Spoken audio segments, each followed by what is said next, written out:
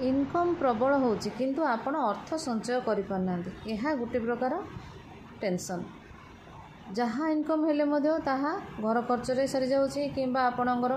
दैनंदिन जीवन रे सरुची टंका इनकम होची तो खर्च होवाई किंतु सबू जदि आमे खर्च करदबा सुविधा असुविधा समय रे आमे रखिबानी तेबे आमे हैरान हबा। तेणु इनकम करुथबा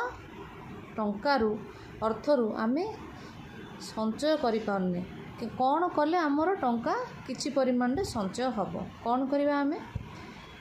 प्रत्येक शुक्रवार दिन संध्या बेले आपण घरु बाहरला बेले गोटे पेपर रे 4 चिमटा दालचीनी पाउडर रखिदेवे एवं आपण घर पाखरे थिबा 4 छकी रास्ता जोटा कि सेठी जिबे से जो पेपर रे रखिथिबे दालचीनी पाउडर ताकू फुंको मारिकी उड़े देबे। एहीपरि प्रत्येक शुक्रवार दिन आपण करिवे आपण देखिबे आपणकर इनकम सोर्स बढ़िबाकू लागिवो एवं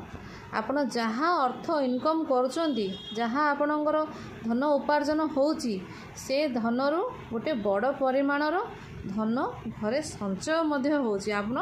भविष्यत पाए संचय करि परचंती। ए उपायटी करिवे एटा मोर निज परीक्षित उपाय